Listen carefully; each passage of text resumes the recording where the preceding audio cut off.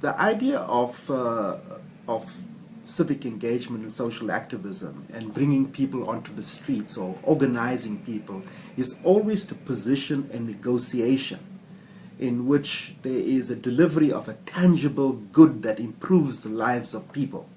The challenge for activists around the world is understanding that in organizing people, you are positioning them for a negotiation where they can take up their issues. Often what happens with social activists is that, you have the idea of a celebrity social activist, someone who believes that they will come in and they will solve people's problems.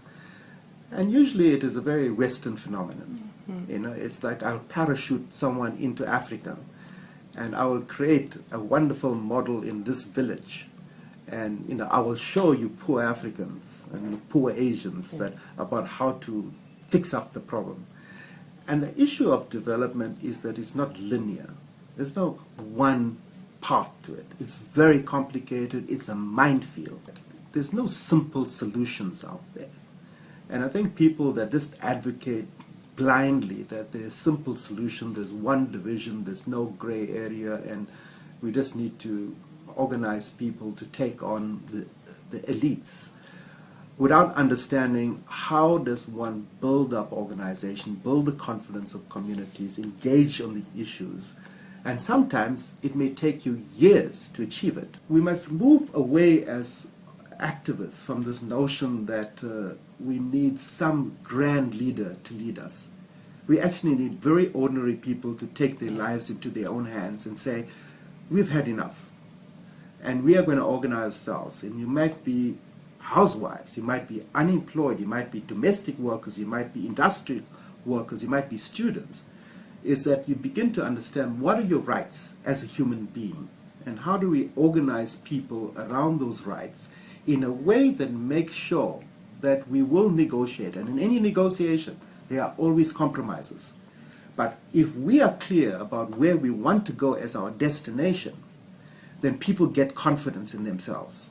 And that's why it took us 18 years. But in 18 years, we built up a remarkable organization in South Africa that forced a very powerful regime into a negotiation.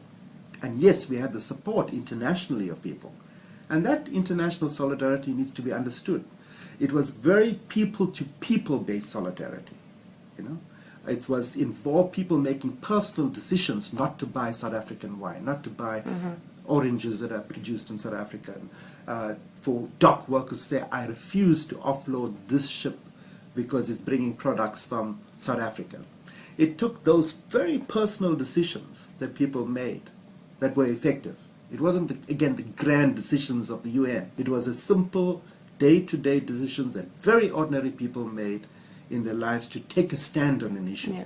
And today, what we need is for people to take a new stand on an issue where I think rapidly we are approaching a tipping point in the world. And if we don't take a stand as the human race, there will be no world for the next generations to come.